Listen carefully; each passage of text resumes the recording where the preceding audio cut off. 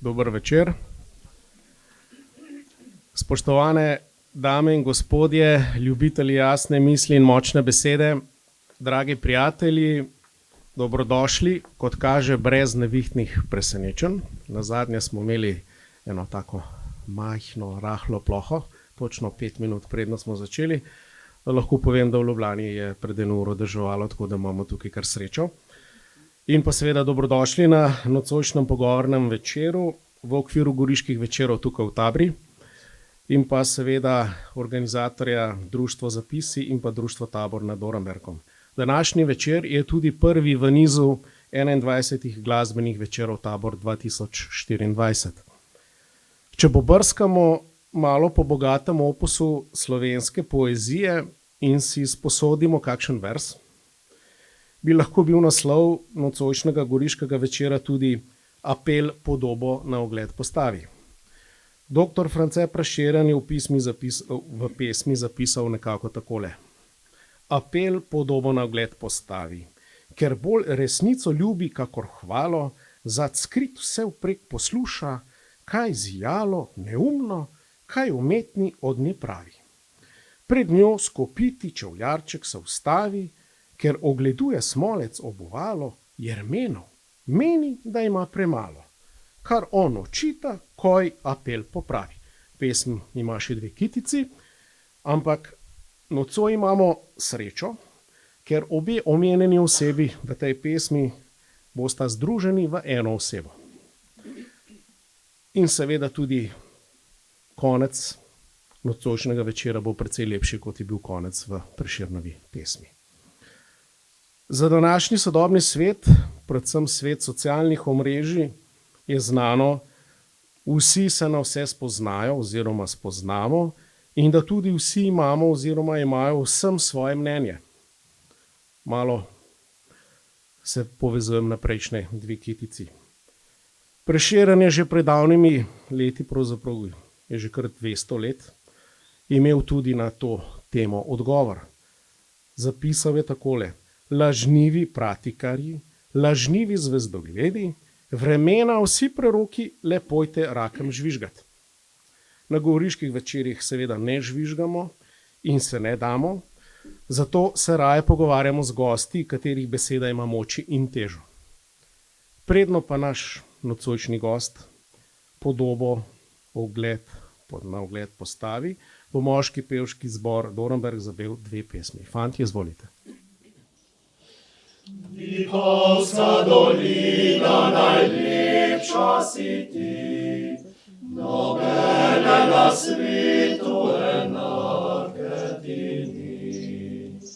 Povsod naj odmeva, naj pojemo vsi, Vipavska dolina, najlepša si ti, Vipavska dolina, najlepša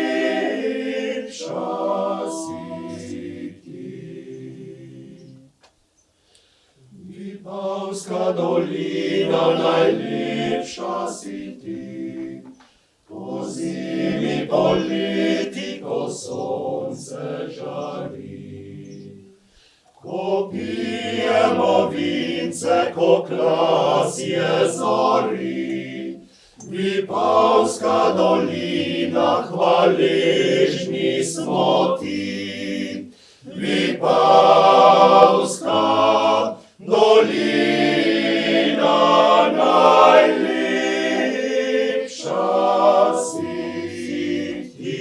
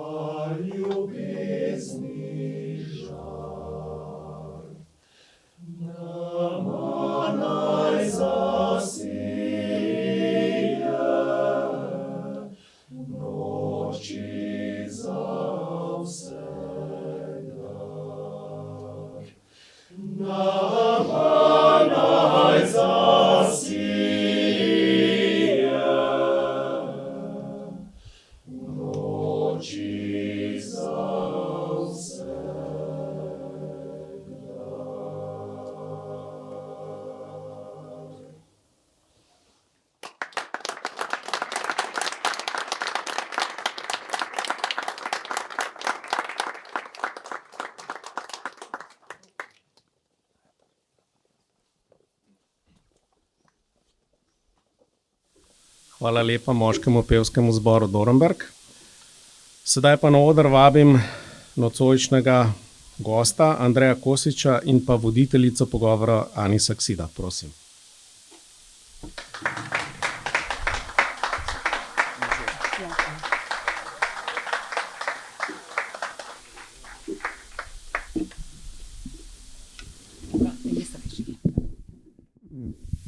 Andrej Kosič je slikar, ki v sebi nosi Gorico in Goriško. Goriška pokrajina je najpogosteje njegova muza navdihovalka. Svoje mesto, kot pravi Goričan, vidi v širši dimenziji in je izjemni član tudi te skupnosti. Poklic trgovca mu je pisan na kožo. Nenazadnje je to tudi družinska tradicija. Trgovina s čevlji se je rodila iz čevljarske delavnice, ki jo je odprl njegov oče Benedikt. Po vojni pa jo je uspešno vodil prav Andrej. Danes so trgovsko dejavnost prevzeli njegovi sinovi in hčere. Poleg vsega tega pa je tudi neutrudni kulturni in prosvetni delavec, ki je pomembno sooblikoval življenje slovenske narodne skupnosti na Goriškem. Pogovor z njim bo vodila Ani Saksida. Ani je nocoj prvič v vlogi voditeljice pogovora, zato par besed o njej. Doma je z Dornberga, kar je prva pomembna informacija.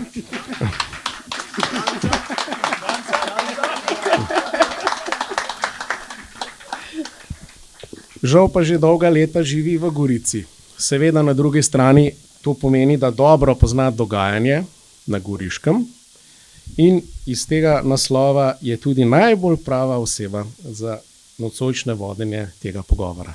Izvolite, mikrofon je vajen. Ja, dober večer. Tudi v mojem imenu, ja, kar veliko odgovornost. Upam, da na koncu ne boste žvižgali, ne? Ja, lepo pozdrav tudi našemu današnjemu gostu, Andreju Kosiču, članu skupnosti, močne skupnosti v Gorici, ki zaznamuje to skupnost in brez njega bi bilo bistveno drugače.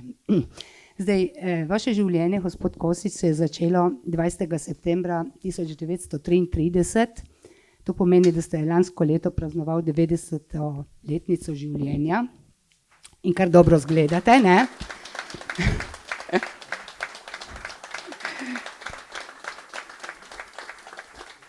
Vaše življenje se je začelo v Rupi, ob reki Vipavi, se pravi, da imamo kar nekaj skupnega, ne, Dornberg, reka Vipava in tako naprej. In v vasi, ki je bila vedno tesno povezana z Mirnom. Vaš oče je imel čevljarsko delavnico.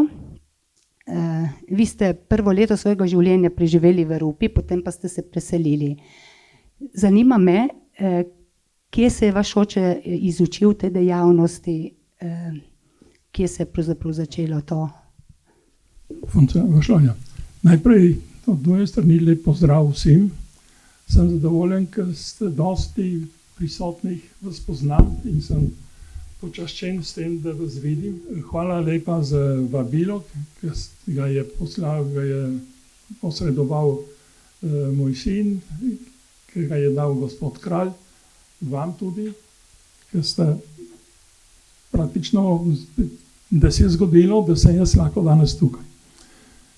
Torej, moj oče je bil najprej v zadrugi Mirenski, ki se je ustanovila v letih pod fašizmom, še v letih 30, ker je praktično živelo dost takratnih ljudi, ki je bilo v Mirnu, so bili v glavnem čevljarji ali pa mizarji pravijo, ne.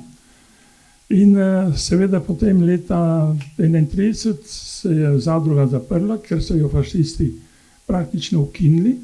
In tistikrat je ostalo mnogo teh delavcev in uslužbencev brezposelnih. In seveda mi smo imeli enega sorodnika v Ilirski Bistrici in ta je poklical očeta in resnično potem se je preselil v Ilirsko Bistrico in nakar smo cela družina odšli v Ilirsko Bistrico. In tam se je začelo moje otroško življenje. Kar so mi pravili, je bilo zelo preprosto, zelo skoraj bi lahko rekel revno.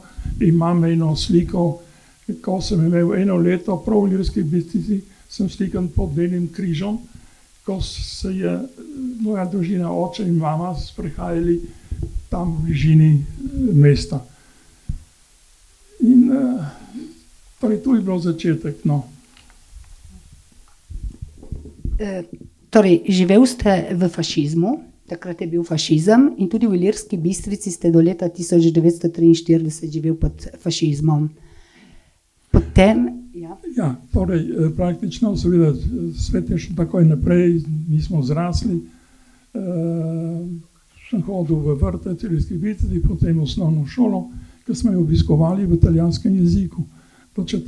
razreda sem bil v italijanski osnovni šoli. Nakar je Italija propadla in tistikrat so prevzele šolski pouk sestre Notre Dame, ki so imele v Ilirski Bistrici odnosno Trnovem veliko šolo, ker je bila sicer dekliška šola in so uvedle to šolo, katero sem jaz praktično iz 4. razreda 5. razred začel v slovenskem jeziku.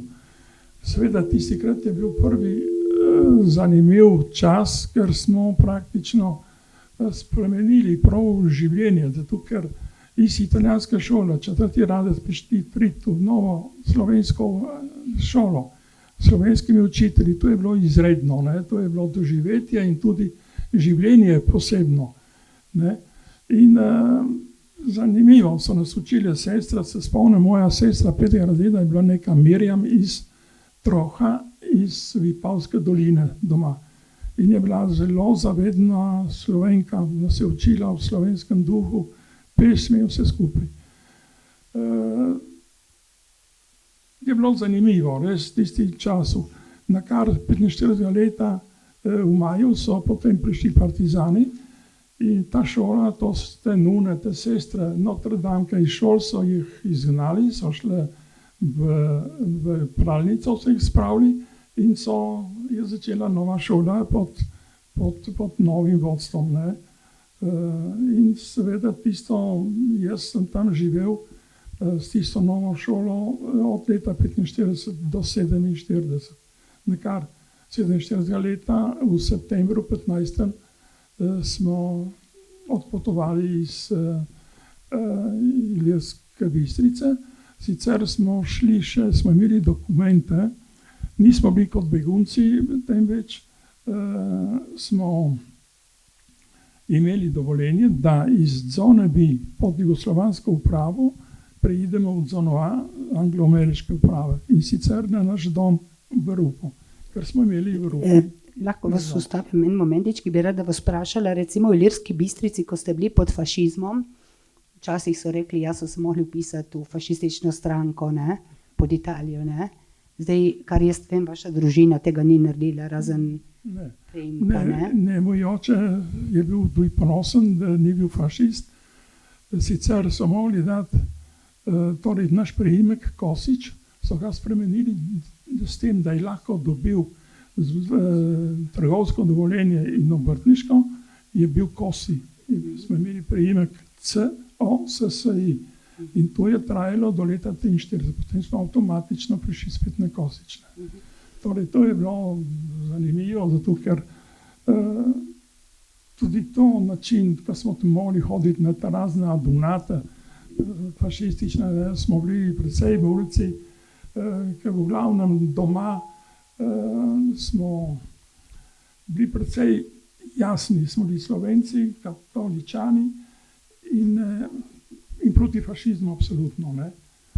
In seveda potem leta 1945, ko potem je prišla praktično svoboda, ne, tistikrat se je spremenilo tudi vse, zato ker smo doživeli neki drugi moment, ne, torej mogoče težek moment, zato ker je postal en strah nekje posod, ker tudi v času, ko so bili še, ko je bila vojska, v Ilirski Bistrici, ko od leta 1943 do 1945 je bilo dosti, torej so bili Nemci, so bili domobranci, so bili četniki, so bili dobrovoljci srpski. Tako da naši delavnici so delali, so prišli, spomnim, en domobranc in tudi dobrovoljec, srpski vojak. In so bili zelo fajn, oni so tam delali, pomagali delati, ker smo imeli dosti dela in smo bilo vedno več delavcev v delavnici. In smo s temi ljudmi živeli praktično, ni bilo nobenih trenj, prav normalno. Zelo so bile igre ali koncerti, smo šli poslušati in tako naprej. In potem seveda... Kakšno zasliševanje ali kaj takega? Ja, tisto je bilo, ko smo bili 46 leta še, se je omenjeno v knjigi profesorja Sirka Albina. On je bil poslan iz Goriške v Ilirsko Bistrico, češ od nekega majorja Ozne, ki se je imenoval, se ne spomnim kako, vsak način je bil ta in je češ, da je Ilirski Bistrici ki je nevaren človek, naj gre on pogledati, kdo je ta. Košič meni je prišel gor, Albin Sirk, in to mi meni povedal v Gorici, da imamo reči leta 2000, nekaj 1-2 leti prej, ko je umrl, je povedal, kako je on bil primoren, da je iz Gorice bil poslan v Ilirsko Bistrico, da bi poizvedoval po tem človeku, ki praktično je nevaren. Potem. Zapiši. Uredi, zdaj kaj še? Ja, potem od teh sistemov, vi ste bil praktično pod fašizmom, potem so prišli Nemci, potem je prišla svoboda, vendar Jugoslavija, ki vemo, kakšna svoboda je to bila. Kaj vas je najbolj zaznamovalo v tistih letih? Kaj vas je najbolj zaznamovalo v tistih letih v Ilirski Bistrici? Jaz sem bil mlad fant, mulc, ampak sem dosti hodil v delavnico in ti naši delavci so bili zelo naučeni, so poznali politiko, so v tistih časih, jaz sem vedel, kaj je španska revolucija, kaj je ruska revolucija, kaj so Balkani, kaj je fašizem, torej so oni vse analizirali v delavnici in jaz sem tu poslušal in nekje srkal to vednost o tej situaciji, ki se je dogajala. Tako da sem bil potem v drugi fazi, je tudi oče 46 leta kupil radio in tistikrat sem poslušal Radio Trst, ker je bil edini svoboden radio, ker praktično cel vzhod je začela biti komunistična diktatura in posod in ta radio je bil edini slovenski glas, v kateri se je govorilo drugače. In tistikrat sem poslušal, ko je bil tisti zažig Škofa Volka, na primer v Novem mestu, ko je bil ta napad na duhovnika v Istri, ko se je že pisal, čate pa Ukmar, točno, gospod Ukmar. Tistikrat sem jaz to takoj šel javiti, torej že za 1 uro po poročilih sem šel dol v delavnico in sem povedal, to in to se je dogodilo. In so bili zelo na tekočem vsemi temi stvarmi. Jaz to, ne vem, kot mulc mlad sem to stvari se vzgajal tam na en poseben način. Ne. To je bilo zanimivo. Se tudi, ko so šli proč, doživeti propada italijanske države je bil zaznamovan poseben. Naprimer so oni ko je bil razpad, ker tam mi smo stanovali, skoraj bi rekel pod kasarnami, so vojaki italijanski čez zid metali naprimer razne instrumente, glasbene in to, tako da smo imeli mularija, smo to zbirali te instrumente. Samo po enem mesecu nekaj takega je prišel ukaz, da moramo vse te instrumente nesti v eno hišo v Gureni kraj, so rekli, in so prišli partizani iskati in so nesli proč vse skupaj. Ne? Tako da je ta zadeva je hitro končala. To je tudi take zanimive stvari, ne? Potem tudi doživetje s temi ljudmi, ki so bili v Ilirski Bistrici, ko so bili italijanski vojaki.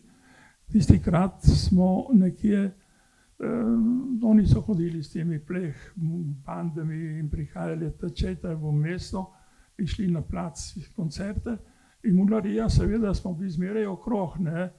Nekateri so bili prav blizu, jaz sem bil malo boječ, tako nisem bil najbolj korajžen, ampak to je zanimivo, torej tisti življenje.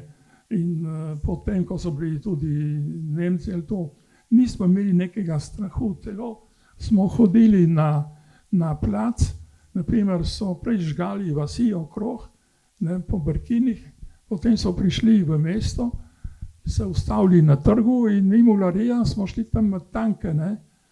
Tako bi rekel, še čudno, da so nas starši pustili, ampak smo imeli tak način, poseben način življenja, no, res smo doživeli marsikaj, seveda vzgojeni, potem tudi ko so prišli partizani, prvih par mesecev sem bil podpredsednik Pionirske zveze, ne vem kako, da so me naredili prav mene, in potem, ko so pa zvedeli, da moj oče dela dovoljenje za izselitev, nisem bil več nič, sem bil odžagan nekje. In brez funkcije. Ja, res potem, kot 15-letni fant se z družino odločite, da se vrnete na Goriško, ki v začetku ste živeli nekaj časa v Mirnu, ker niste mogli iti čez mejo zaradi cona A in cona B. Potem ste šli, ko je bilo možno, ste šli v Rupo in kasneje potem... To je zanimivo. Sicer smo šli en dan prepozno iz Ilirske Bistrice. In ko smo prišli v Miren, oče je mislil, da bo šel kar iz Mirna v Rupo, češ da je bližnica, pa ni bilo res, bi šli mi na Rožno dolino, bi šli tisti dan čez. Je šel v Miren in v Mirnu so ga ustavili praktično mestni odbor, ko je ustanovljen, vsi ti novi voditelji so vzeli dokumente in so rekli, fanti, ne greš na kamer, ker te ne pustimo. In resnično smo praktično ostali v Mirnu 4 mesece. Tistikrat prvo noč nam je dal zatočišče gospod Anton Vuk, oče od Stankota Vuka, pokojnega. Torej pri njih smo prespali, smo dali iz kamionov, ker smo s svimi kamioni prišli, smo dali dol te štrmace in prispali v hiši od Antona Vuka, kateri se je izkazal krasen človek, pomagal je, sicer je poznal očeta, ker on je tudi bil trgovec z usnjem in s kožami, ne, in ko je bil v Ilirski Bistrici, je kupoval usnje pri njemu, ali v Gorici pri Trnovcu ali pa pri Vuku v Mirnu. In tam smo bili in potem so nas dali v bivšo vilo Skeletari, to je bila tisti tovarner, ki je imel torej v Mirnu to strojarno in on praktično je svoja vila prazna, so nam dovolili, da smo šli tja noter. In smo tam preživeli 3-4 mesece. Moj oče je v tistem času, ko smo bili v Mirnu, za se preživeti, je šel delati v zadrugo, ne, novo ustanovljeno zadrugo, in tam seveda je bila ta navada, da v tej zadrugi so mogli biti ti pridni delavci, ti udarniki, ne, so takoj valorizirali te ljudi, ki so znali delati. In praktično se je zgodilo, da on je postal udarnik, moj oče. In jaz sem to hotel malo vedeti boljši, potem ko smo prišli v Gorico in sem šel raziskovati v knjižnico Franceta Bevka in sem dobil v Ljudski pravici iz leta 1946, da piše, da v Mirnu se je v tovarni, ko je novi ustanovljeni tovarni, so bili nekateri delavci, so postali udarniki dela, ne? In na tem je bil tudi Kosič Benedikt. In to sem dobil tam zapisano. Zato, ker drugi so bili partizani in tako naprej, so imeli druga kvalitete, najbolj bivši borci, ki so potem. In tisti krat je tudi to bilo zanimivo, da so nekateri protestirali, da je on postal udarnik, so hoteli nekaj raziskovati, ampak potem, kar sem z njim se zanimal, so pustili stvari na mestu, niso šli naprej, da bi raziskovali, če to je bilo res ali ne. Samo jaz v časopisu sem pa dobil potrdilo, da se je to dogodilo. Seveda potem oče je uredil, da smo dobili te dovoljenje nazaj, smo imeli v Ljubljani nekega sorodnika, ki je bil zelo človek sposoben in celo je prišlo dovoljenje, da še to je zanimivo, da komandant vojaške uprave v Šumpetru in v Mirnu je povedal mojemu očetu, rekel, lejte Kosič, vaši dokumenti niso v Beogradu, kot vam pravijo ti naši miranski gospodari novi, ampak jih ima jaz v predalu, pridite gor, ki vam dam. Ko je oče dobil te dokumente nazaj, je šel z njimi, potom tega sorodnika našega v Ljubljani, je šel v Zagreb in Beograd in potem so obnovili to dovoljenje, da smo mi lahko uradno iz Mirna šli v Rupo, v Italijo. Ne? Tistikrat bila Italija, prej je bila zona B, zona A, ampak potem je bila že Italija. Ne? In to je bilo zanimivo, ta prehod, ta način, res prav čudežne stvari. No? In potem, ko smo prišli v Italijo, januarja 1948, smo šli v Rupo, kjer je bila naša rojstna hiša, kjer sem jaz rojen. In tam smo bili približno eno leto, na kar smo šli v Gorico, v mesto. Ja, in potem v Gorici ste odprli delavnico, potem, ne? Smo začeli z delavnico, oče je začel z delavnico, ker so bili stric in dva strica, tudi čevljarja.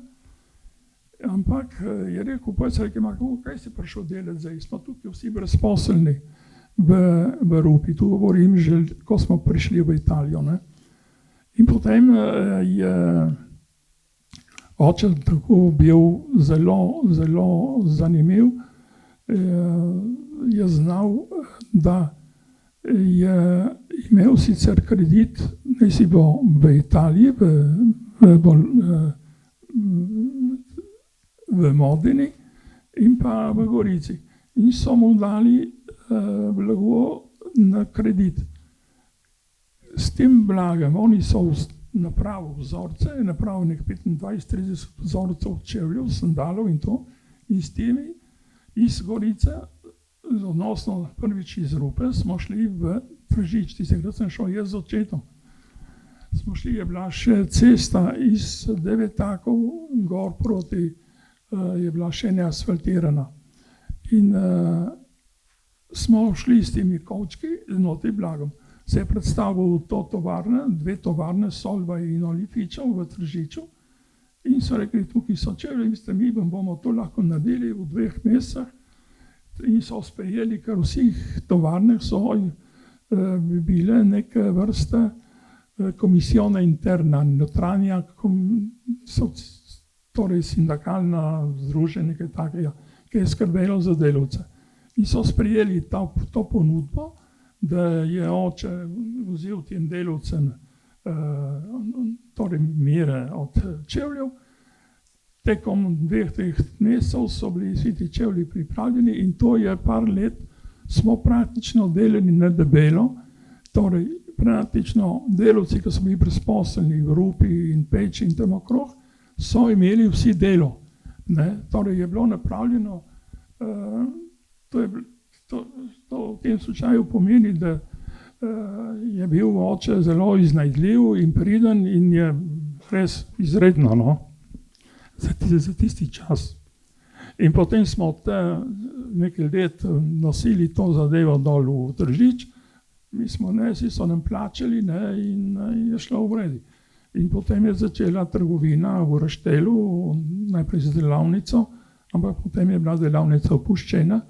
Samo tudi to, ne, je bil zelo inovativen. Je prišlo, ko je bil tisti prvi italijanski pohod na K2, je bil posebno, je guma Vibram, tovarna gume, je izdelana, ima posebno gumo v 2 barvah, prvo in drugo, eno v eni barvi, eno v drugo. In moj oče je začel s tem izdelovanjem teh gojzarjev, so bili ne vrste gojzarji, ampak zanimivi, lepi. In on je praktično ta vzorce, ta način dela, samo je bilo zanimivo, ker je bilo precej reklamizirano ljudem, ni bilo treba praviti, ker so šli po časopise, ker je bil ta Desio, je šel na K2 Sport in tu je bila velika alpinistična zadeva, ki se je zgodila v Italiji. In na podlagi tistega, torej, tam je delal dobro te gojzarje, ne. Tako da so delali drugi, on je pripravljal in to so bile razni načini začetek dela, ne. Ja, potem pa oče, precej mlad, oboli in tudi umre. Vi ste bil tudi takrat mlad, pravzaprav še, ne? Ja. In ste prevzel vi to trgovsko dejavnost. Kako je bilo težko, kakšni časi so bili to? Ste bil tako korajžen, kot je bil vaš oče? Tisto je bilo gotovo zelo težko, zato ker jaz z očetom sem bil zelo povezan, tako kot sem sedaj z mojimi otroci. In praktično nekrat mi je bilo res težko, no, prav nekaj groznega, da sem zavil in potem sicer je že on odločil, jaz sem prevzel trgovino. Ste bili 4 otroci, ne? Ja, 4 otroci so bili, 2 brati in sestra. Ena je imela trgovino torbic, druga pohištvo in drugi spet čevljev. In jaz sem obdržal tu v Raštelu, po želji očetovi in seveda potem sem jaz osebno sam nadaljeval z delom, ne. Tudi to delo je bilo zanimivo v enem dobrem času, zato ker tudi ko je oče odpiral trgovino leta 1948, tistikrat je resnično po Raštelu rasla trava in ni bilo ljudi. Potem se je polagoma odpiralo, ne. So začele propustnice, ljudi iz Slovenije so dosti hodili in res je bilo en čas poseben, ker se ne bo nikoli več ponovil nekaj takega. In tistikrat smo res, jaz sem odpiral trgovine, sem kupil nepremičnine in take stvari. Hvala. In tako sem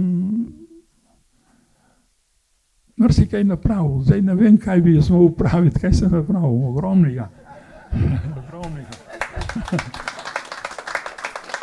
Mislim, da tukaj v publiki je ne vem, če kdo, ki ne pozna Košičeve trgovine, ne?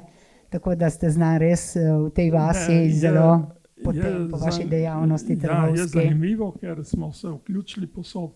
Sem bil nekaj tako, ne si bil prosveti, tega posod.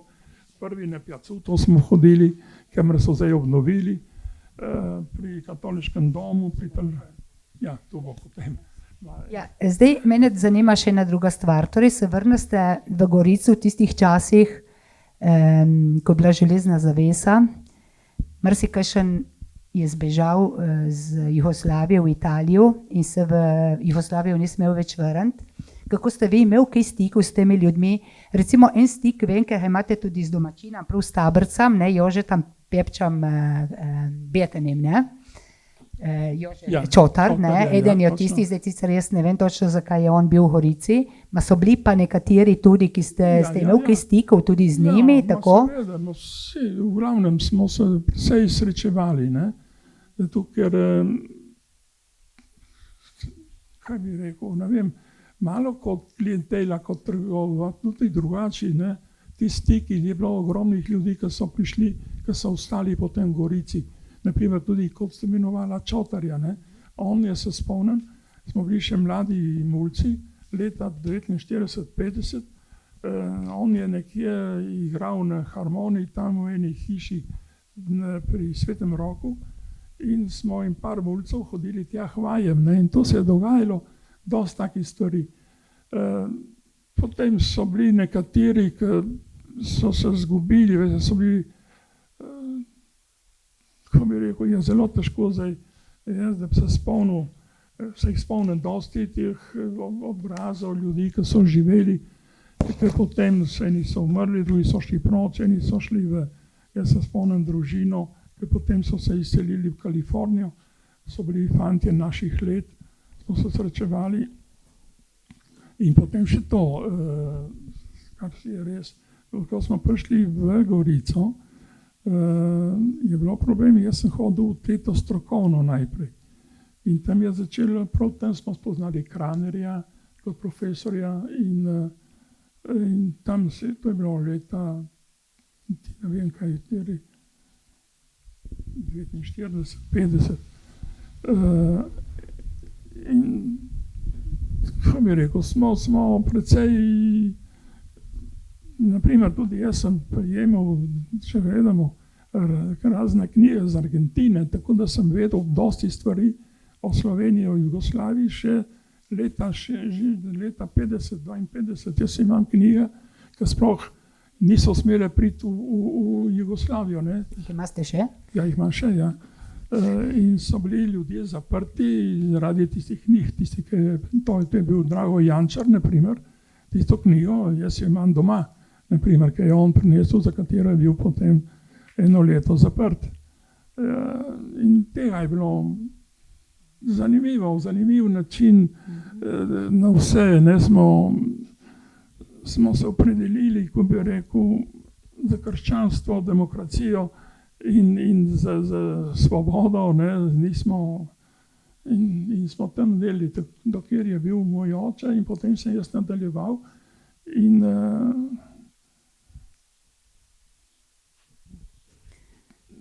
ne vem kaj.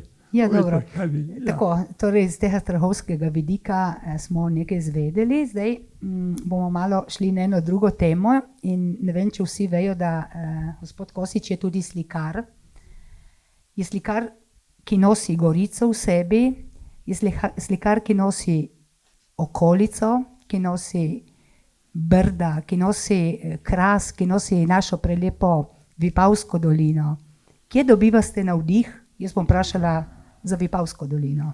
A veste, ko jaz z mojim življenjem, ki sem ga prej pravil s trgovino, z delom, srečanje z ljudmi, za mene to srečanje z ljudmi je bilo posebno.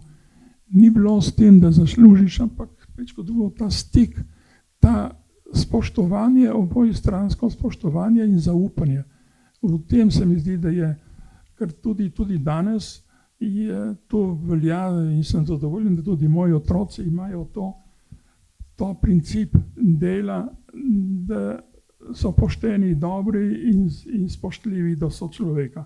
In to je bilo, in seveda jaz potem blizu tega, družina, ki je rasla, otroci so bili, žena je sicer skrbela za otroka, da jih je eno drugo, jaz sem tam se kar trgovina. In potem, ko sem imel kolčkaj prostega časa, sem se ukvarjal s slikarstvom, torej sem risal, nisem šel igrati na tenis, nobene stvari okrog ali kar hodil po hribah, ki bi me sicer veselilo, ampak nisem imel dobesedno časa, niti moči, da bi lahko hodil, zato ker sem bil utrujen vedno.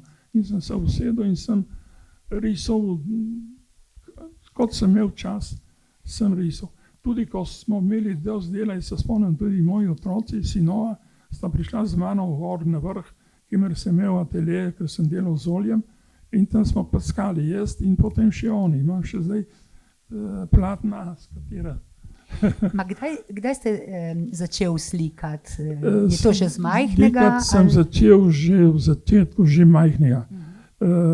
Torej, skoraj bi rekel, da sem začel v Ilirski Bistrici, ko me je sestra v 5. ali v 1. gimnaziji pohvalila, ker iz neke zgodbe je dala nalogo, da naredimo risbe, da ilustriramo to zgodbo.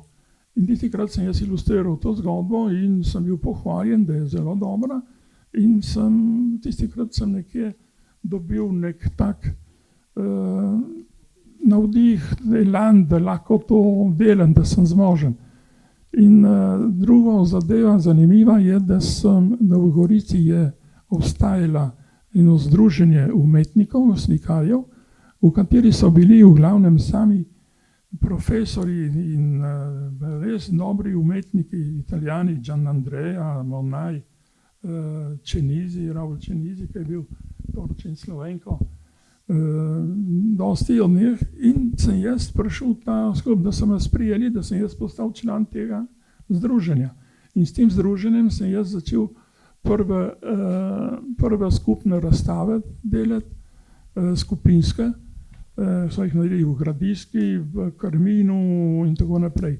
Zanimivo, da prva leta 1961 je bilo prvo srečanje italijanskih slikarjev iz Gorice z Slovenijo. To je bilo prvi stik leta 1961, ki je bil tudi zanimiv, ker to je bilo res prvo srečanje.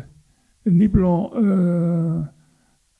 in tistikrat smo imeli mi Novi Gorici in sem prišel tudi v stik, in še to, zanimivo je to, da jaz kot Slovenc mi je napravil prvi intervju, ta slaven Mitja Volčič, ki je bil tistikrat časnikar pri Radio Trsta, in on je napravil ta intervju v Novi Gorici, in tu govorimo leta 1961, torej to smo bili prav res začetniki tega srečevanja in odprtja. In potem ista razstava je bila napravljena v Kopru, in to je bilo prvo srečanje res zanimivo.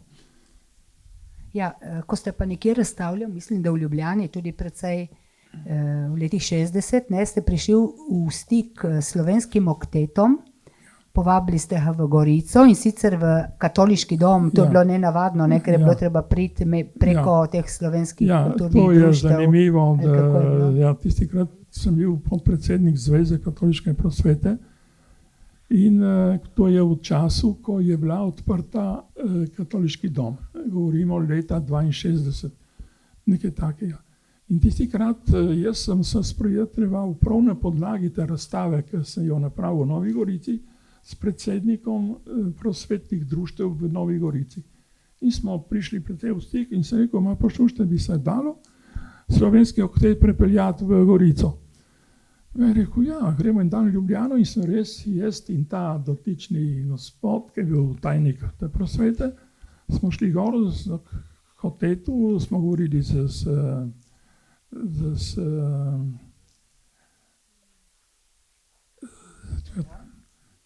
to zon ni bilo še tistega zona, Kozlevčarjem. Kozlevčar je bil in je rekel, ja, v redi, lahko pridemo. Samo zanimivo, oni so prišli v Gorico, katoliški dom, kot prva slovenska ali pa jugoslovanska skupina, ki je imela eno prireditev, da potem mi je prvi prihajal govoriti Kozlevčar, mi je rekel, Andrej je rekel, veš, da smo bili klicani na Udbo, za kako to, da smo šli pet v tisto dvorano, ki je bila zgrajena z denarjem od škofa Rožmana in to je bil cel halo. Zato, ker tistikrat, v tistem času, vsa prosveta je šla potom slovenske komponente osvobodilne fronte ali SIAU, kar je bilo v Gorici. Ne? In so oni morali odločiti, kdo bo prišel iz Slovenije v Italijo na nastopati. In tukaj je bil en nastop tega okteta, brez njihove vednosti, in to je bil halo, ne? Niso smeli, samo to je bilo njihova zadeva. Ne? In on je prišel, je bilo ogromnih ljudi, so bili zadovoljni mi vsi, ki smo organizirali. In to je bil en zanimiv slučaj, spomnila, če ne se ne bi res. To je bilo posebni časi, ne, so bili res zanimivi, zato ker vse, kar smo delali, je bilo, kako bi rekel, brezplačno, tako smo vsi delali zagnano, z veseljem, z energijo, da moramo napraviti to, mora to, ono. Zikrat je bilo marsikaj se je dogajalo, ne. Tudi cerkva na Travniku je bila polna ljudi, ne. Je bil gospod Madzora, imel take pridge, da ljudi so, ne, prav govornik iz Prižnice je bil, ni na mikrofone govoril. In tako je bilo, zdaj seveda vse to je šlo mimo, ni več tega, ne. Zdaj, da bo prišlo spet do tega, to je bilo težko. Ne vem, če vi veste, da v Gorici velja eno tako pravilo skoraj, da v nobeni slovenski hiši, torej da v vsaki slovenski hiši mora biti en akvarel ali ena slika od gospoda Kosiča. In se kar držimo tega, kaj ste vedeli to? Ne, nisem. Ne. Povem jaz, da je tako. Nisem vedel, s tem sem počaščen in sem hvaležen.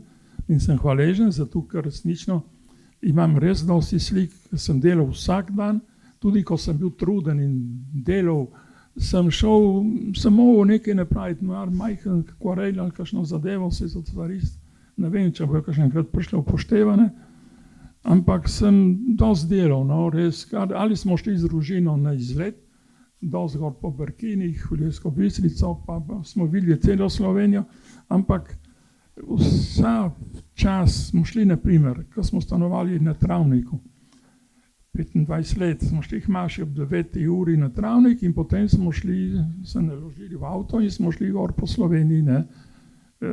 In to je bilo zanimivi momenti, res lepo življenje v tistem času, ne.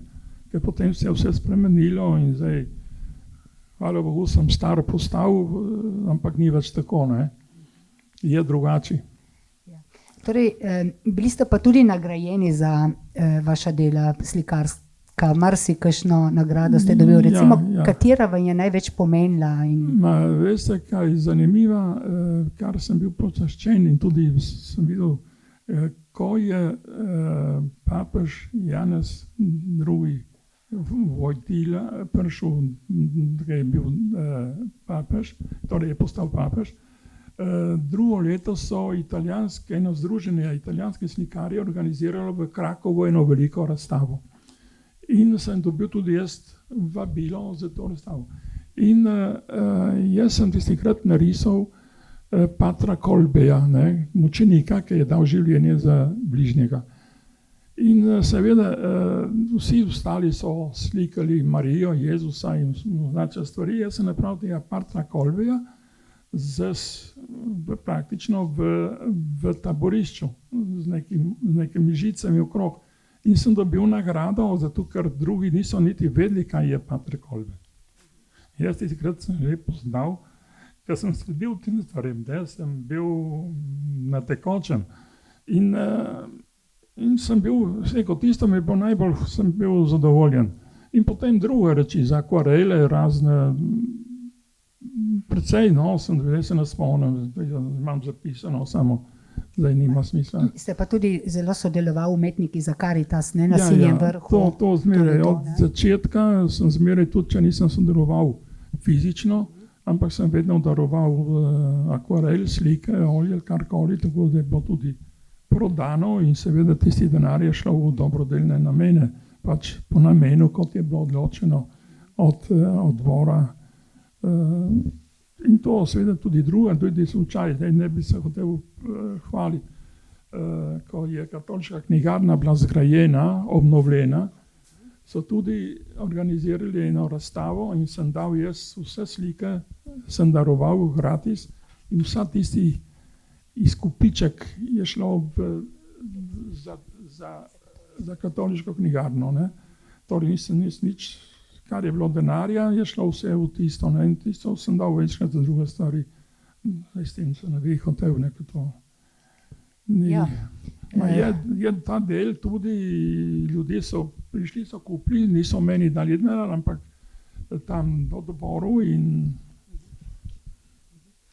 Ja, tako, kar pestro življenje, ne? Tako ste pa ostal vsem času zaveden Slovenc, pokončen kristjan, ste bil povezan tudi z Italijani, recimo ste najdel eno pravo tisto vez, tako da so vas vsi imeli radi in tako me zanima, je bilo kdaj težko recimo tudi to, da ste bil v tistih časih Slovenc, da niste nikdar tega skrival?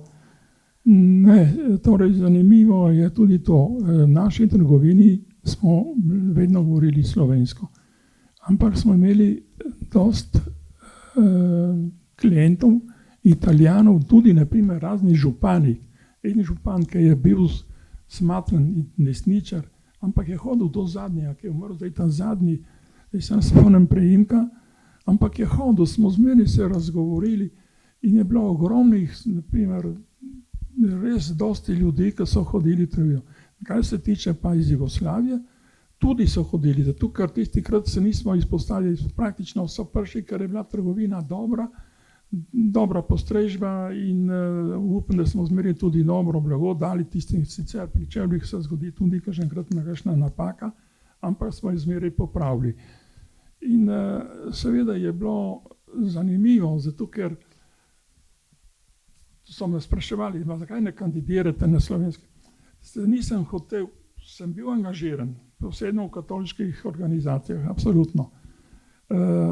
Samo nisem hotel se izpostaviti, zato ker smo bili, kot sem pravil, Italijani so prihajali v velikem številu in so nas tudi spoštovali in še danes pridejo in rečejo, ja, v redu.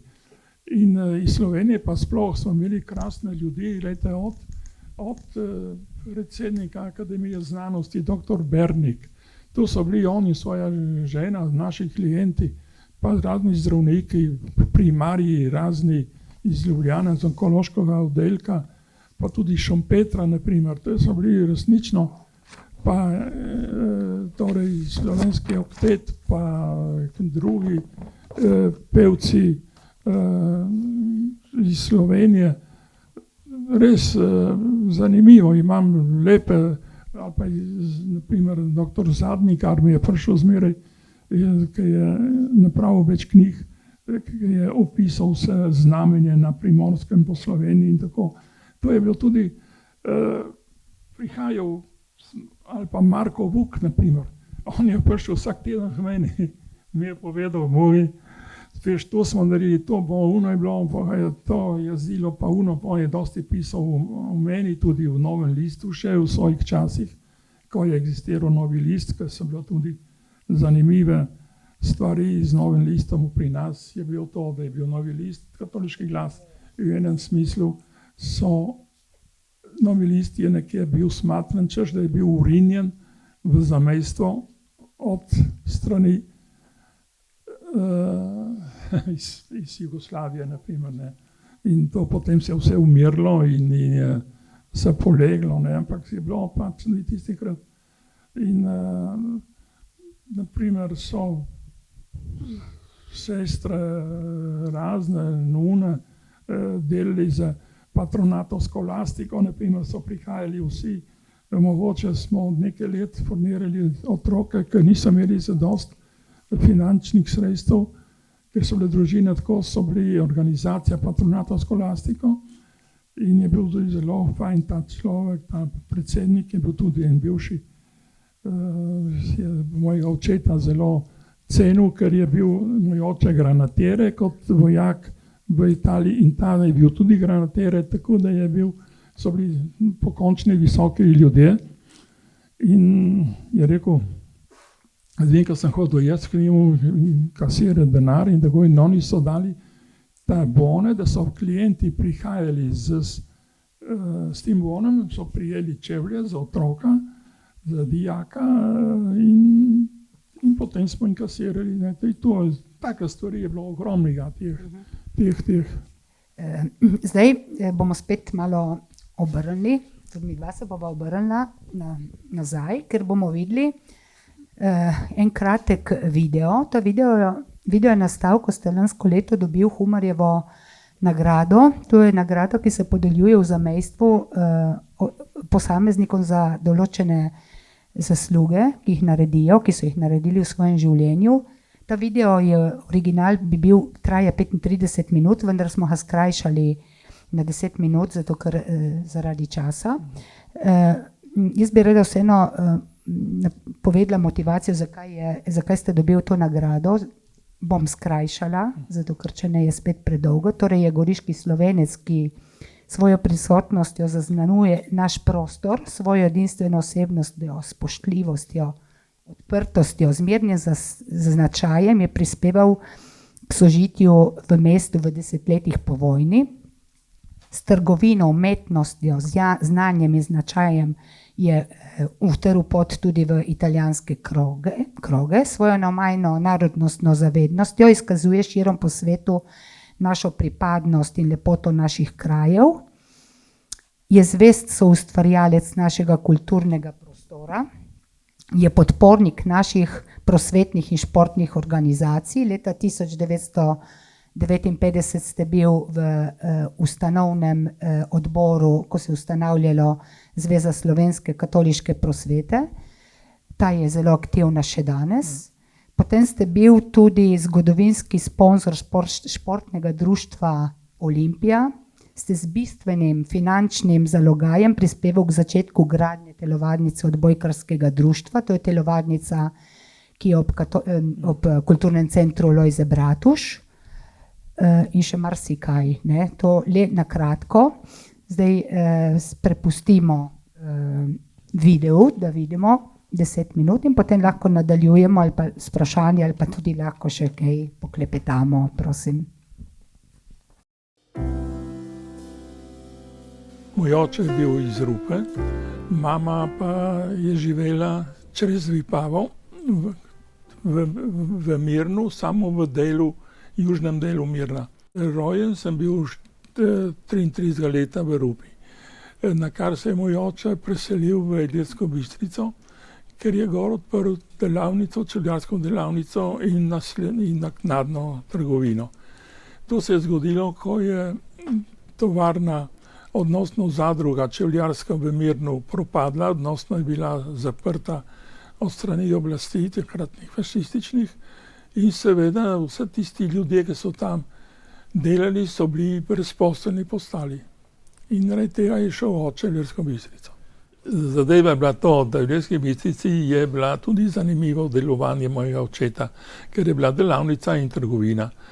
In je bilo precej dela, oče je bil zelo, kako bi rekel, podjeten, da smo imeli več delavcev noter, in pa zanimivo je to, da jaz kot otrok sem rade volje zahajal v delavnico in se tam marsikaj, skoraj bi rekel, izobrazil s temi čevljarji, ki so bili vsi precej, so se razumeli na politiko in to, da jaz že, ko sem imel 10 let, sem vedel, kaj je Balkan, kaj je revolucija, kaj se je dogajalo okrog in sem rade volje zahajal v delavnico.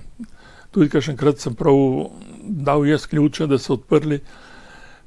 Drugo je bilo tudi precej dela. No, so hodili v času Italije še, do 43 leta so hodili italijanski oficiri, oče naši delavnici so delili škornje in take obutve tako posebne.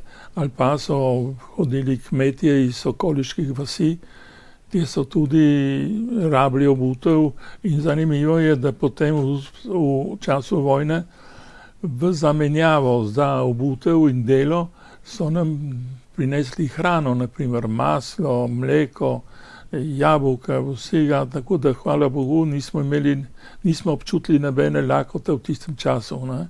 Potem, ko je bila zadeva priključitve Primorske matični smo naredili v naši izložbi, spomnim, je dal oče noter sliko Simona Gregorčiča in poezijo Soči, tako da je bila simbolizirala, kaj smo hoteli s tem povedati, ne. In potem, seveda, leta 1947, praktično, ko je bila še pod jugoslovansko okupacijo v zoni B, Rupa in Goriška je bila pa v zoni A, pod anglo-ameriško, tistikrat je oče napravil, prašal dovoljenje, da pridemo iz Ilirske Bistrice v Rupo, v domačo vas, hišo. In praktično to smo tudi naredili, ne. Seveda, ko smo prihajali dol, smo šli iz Ilirske Bistrice en dan prepozno in tam so nas zaustavili in smo bili 4 mesece v Mirnu. In tam smo imeli posebno življenje, tam smo res zanimivo, na kar smo dobili dovoljenja spet, ker jih imam še zmeraj, imam tukaj dokumente, ker smo iz Mirna prišli v Rupo, to je 8. januarja 1948. In tam so nas zaustavili in smo bili 4 mesece v Mirnu. In tam smo imeli posebno življenje, tam smo res zanimivo, na kar smo dobili dovoljenja spet, ker jih imam še zmeraj, imam tukaj dokumente, ker smo iz Mirna prišli v Rupo, to je 8. januarja 1948. Ko so se odločili, da bojo obnovili cerkev, seveda sem prestopil blizu in sem rade volje tudi vitraže sem napravil jaz in druga, vse, kar se tiče teh del. In tudi jaz, kako bi rekel, daroval vse to. Ne? Ampak križov pot sem se pa hotel prav spoprijeti s to tematiko in to je bilo prva, saj sicer imamo še druge osnutkov imam, lahko bi še izvršil 2-3 druga od križeva pota, ma ne bo časa več.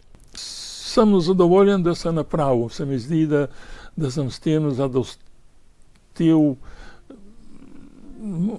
mojemu delu, ne, torej sem dopolnil vse.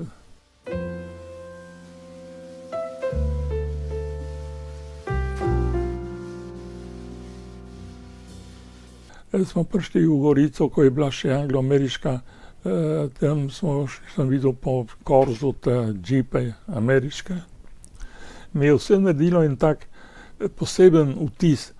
In drugo, zanimivo tudi v življenju v Rupi smo imeli nekaj trt in ko sem jaz šel v to vinograd, torej v ta vrt, kjer so bile te trte, se mi zdelo, da grem na besa. V tistem času je bilo veliko obup med trgovci in zato, ker so praktično vsi zaprli, ne, so vsi zaprli trgovine.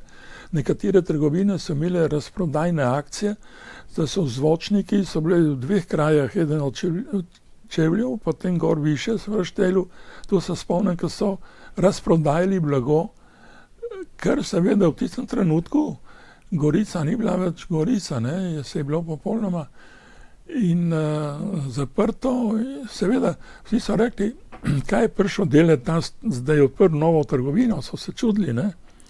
Hvala Bogu, smo dobro naredili.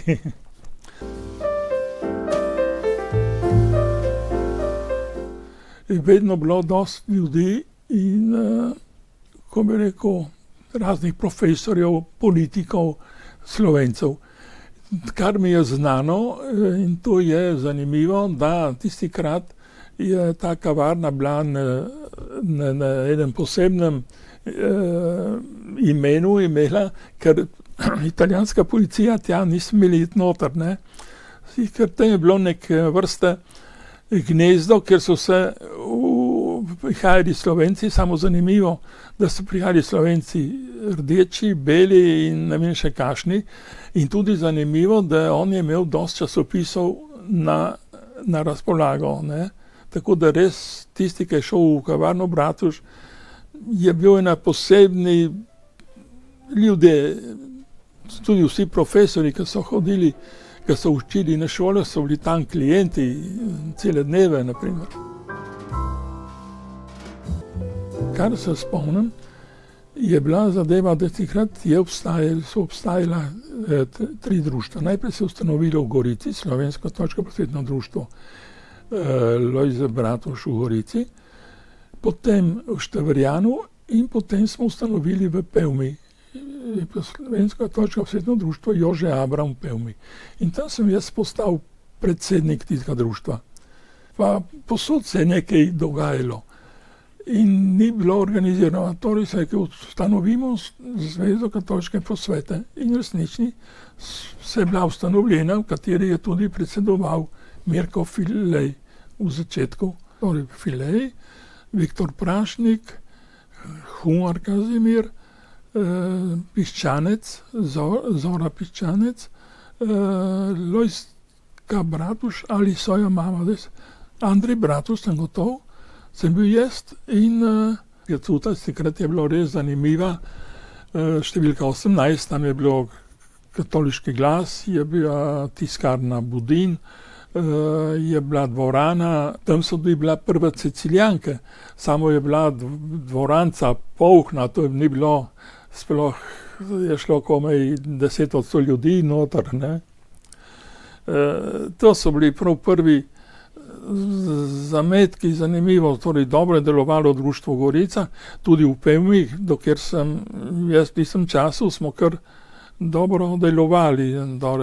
In seveda zveza je vse skupaj koordinirala in tega je prišla ta potreba. Seveda potem se je, kot danes vidimo, se je stvar zelo razvila in spremenila in postala neka ustanova, ki deluje v zamejskem prostoru zelo dobro in organizirano. Tudi moje hčerke so sodelovale v društvu Olimpija. In takrat smo tudi začeli nekje sponsorizacijo, tukaj so bile vse, enem je Rdeč, trenerka, drugi Uno, vse. Potem smo se skupaj tu pripravili, da smo malo financirali, da smo jih oblekli bolj enotno, ne. Ma to so bili taki začetki zanimivi, da res danes si ne moramo predstavljati, ne. Se je tudi zgradila telovadnica, ampak to telovadnica je bila v programu že v začetku, ko se je odpiral katoliški dom. Ja, jaz sem napravil pergameno in spisal pergameno in jo narisal že leta ob otvoritvi katoliškega doma. Potem, ko so jo prenavljali, nismo več dali pergamene noter. Ampak pergamena je v prvem stebru, nekje, če se spomnim, ko je bil še katoliški dom. Zato, ker itak ta torej nova dvorana je bila zgrajena na tistih temeljih, ne. Je bila do nekih delih doložena in tisto seveda sem zadovoljen, lahko bi rekel ponosen, da sem lahko napravil to že tisti krat, ne. Ko sem zapustil italijansko osnovno šolo in šel v 5. razred, sem spisal in spis, prosti spis prvi in so ga celo objavili potem, kako sem jaz razmišljal, glede slovenstva, glede jezika, ne. In tisto, moji otroci so šli vsi v slovensko šolo, posod se govori slovensko, v trgovini smo govorili slovensko, ampak ne iz tega nacionalističnega, prav iz nekega naravnega, božjega naloga, da moraš ostati, kar si. Že v Ilirski Bistrici, ko sem bil v 5. razredu, nam je učiteljica rekla iz enega spisa, ne vem, katerega smo ga mogli ilustrirati. Smo brali, ali narek, mi zdi, da je bil, in tisti narek smo ga mogli potem izvršiti v risani obliki. In tistikrat sem jaz dobil nagrado, ker sem napravil 4 ali 5 risb in je rekel, zelo dobro, ste dobro narisali. In tistikrat jaz sem začel avtomatično, sem vedno risal, tkal kot otrok, ne. In potem tudi, ko je bilo dosti dela, zanimivo, da sem začel že kot mlad v Gorici, ko danes tudi pogledam te risbe, akvarele predvsem in tudi olja, se mi zdijo, da niso v redu, ne. Ampak sem bil sprejet v združenje italijansko APA, Associazione Provinciale Artisti Isontini. Tisto, kar meni se dopade, da nekaj cenim iz več vidikov, je prav Tone Kralj.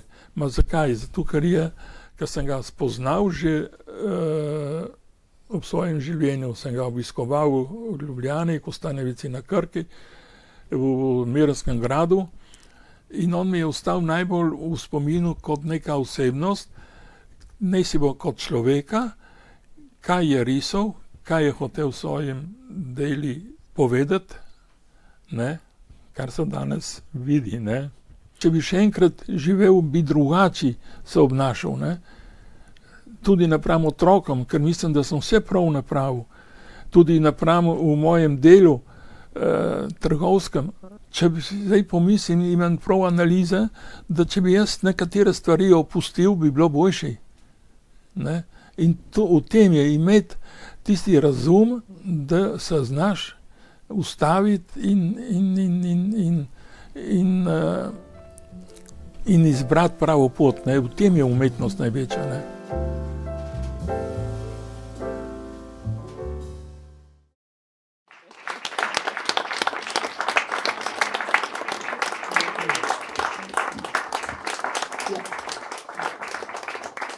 Ja, jaz bi imela še kar nekaj vprašanj, vendar nas čas preganja.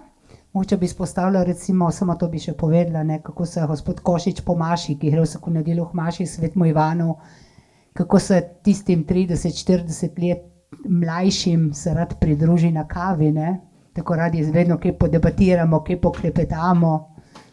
Potem še marsikaj, no. Kako si se sicer, mislim, da ni treba prav dosti, ma vem, da si zna tudi sam pomagati skuhati, ne? Kaj najrajši jeste? Povejte, še to povejte. Kaj si najrajši pripravite sam tako? Veste kaj, zdaj že dosti let je posebno življenje, ne, moje, nikar tako. Prej 10 let je bilo na en način, drugih 10 let sem popolnoma sam. Sicer me vabijo moje hčerke na kosilo in to sem rade volje grem. Naredim pa dostikrat tudi sam, ne? Naprimer, kot gospa mi je že večkrat, zdaj sem se navadil, mi je hčerka naučila napraviti pašta šuta, olio in peperoncino. In je zanimivo, tako da prej nisem cenil tega, zdaj pa skoraj mi paša, ker je zadost, ko ne poješ nek 9 dek pašte, je čisto zadosti in ti pusti dobre usta. Dobro, zdaj bi jaz prepustila besedo publiki. Kakšno vprašanje?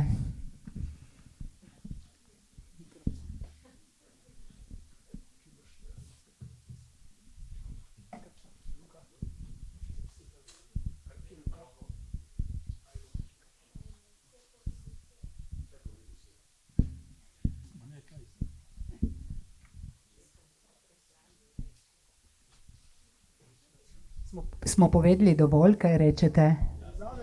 Aha? Gospod Andrej sprašuje, kdaj bo kakšen škonto zdaj za šolnike. Lepo. Torej, kaj bom Zmeram, povedal?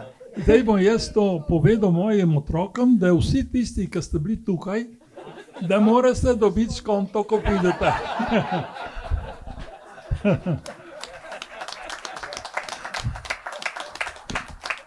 Tako da bomo imeli evidenco. Glejte, reč po pravici, v enem momentu sem mislil, da bi ob eni priliki, jaz imam ne dosti, vsaj 100 akvarelčkov majhnih, 12-18, ker resnično bom se odločil, da bom takim ljudem, kot ste vi, daroval.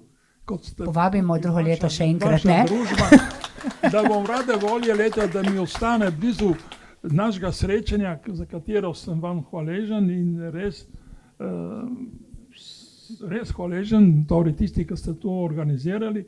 Jaz nisem govornik, nisem tisti, da znam lepo govoriti, samo druga reči pa jih kar se potrudim, da naredim, ne, zato ker in imam rad tudi, da se srečamo in s takimi ljudmi, kot ste vi.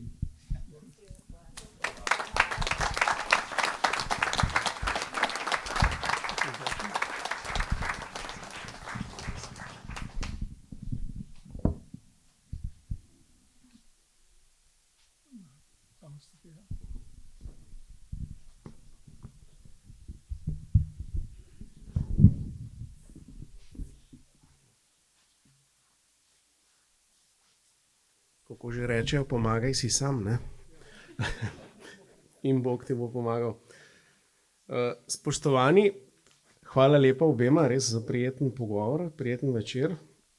Zdaj pa še par informacij za naprej. Glede na to, veste, da z Goriškimi večeri smo ambiciozni in pa tale današnji večer je otvoritev letošnje poletne sezone. Naslednji dogodek je v četrtek, 27. junija ob 20:30 v amfiteatru osnovne šole v Dornberku. Gost pa bo Marko Lotrič, predsednik Državnega sveta Republike Slovenije. Kot že prej v uvodu povedano, današnji večer je tudi prvi izmed teh večdnevnega dogodka, glasbenih večerov Tabor 2024. Ste jutri prav lepo povabljeni ob 20:30 na koncert Andreja Šifrerja in pa v soboto ob 20:30 na klasičen oziroma tradicionalni večer zborovske glasbe. Tako da to je to, ljudno vabljeni, zdaj pa tisti formalni del smo zaključili in pa nadaljujemo za prijetnejšim delom še neformalno druženje po nocojšnjih Goriških večerih in pa še ena malenkost.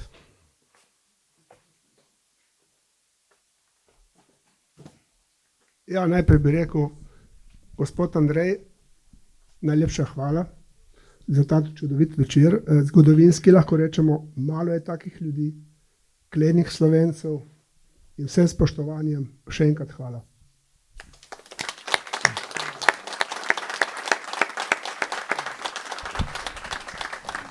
Tiste akvarelčke boste razdelili, ko boste imeli 100 let, naredimo še enkrat, ne? Dobro. Ja. Eno malenkost z naših krajev. Hvala lepa. Poezije malček, ko ne bo s tem okidirati. Boste pričitovani. Hvala lepa. Naše domačinki za vodenje.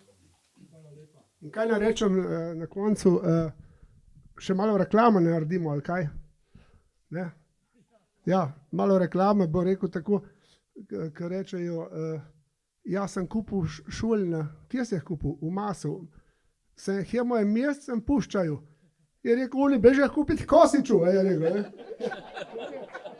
Tako ne, malo reklama mora imeti, ne? Ja. Hvala, gospod Andrej, še enkrat. Lahko noč.